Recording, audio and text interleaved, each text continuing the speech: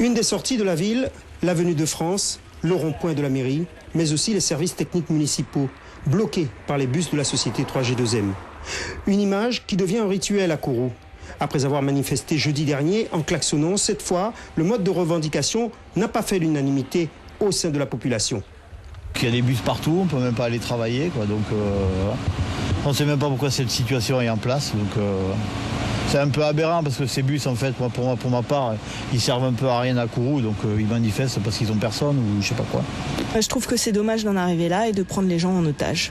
Maintenant, qu'ils règlent leurs soucis avec la mairie, je trouve ça compréhensible, mais sans impliquer d'autres personnes qui veulent juste aller travailler. Si M. Madeleine les fait une bête sérieux, il a aller bloquer la mairie, bloquer accès toute institution qui appartenait à la mairie. Mais là qu'il a bloqué la route, c'est bloquer population, à où qui gagne pour aller faire ton bête qui a aller travailler, c'est pas normal, ça dit tout.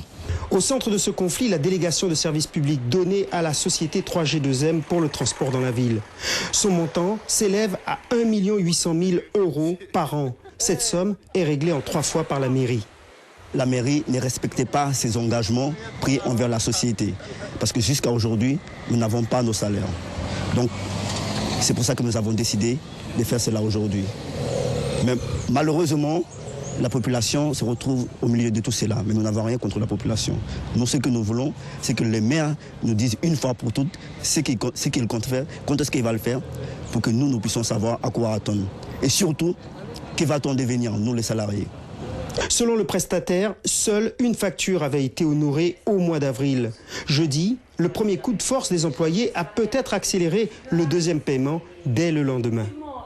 Au mois de mars, déjà, il y a eu un premier mandat qui a été fait de 610 000 € et la semaine dernière, on a eu un mandat de la même somme. Donc nous comprenons pas la position de Kalian ce matin. Kalian n'est pas le seul prestataire, n'est pas le seul fournisseur de la mairie de Kourou. Donc si effectivement Kalian ne veut pas du retard, est-ce qu'il faut payer Kalian au détriment des autres sociétés? Donc ça, nous disons non. Ils sont comme les autres prestataires de services. Nous ne pouvons pas effectivement privilégier Kalian en payant Kalian et puis ne pas payer les autres sociétés. Le dialogue de sourds continue au sein de ce couple marié sous l'égide de l'ancienne municipalité. Cette union ne devrait pas survivre à la mandature ringuée. Une sortie de délégation serait en discussion par avocat interposé selon les élus. Finalement, à 10h30, le personnel de 3G2M reprenait ses activités. Jusqu'à quand? Seul l'avenir nous le dira.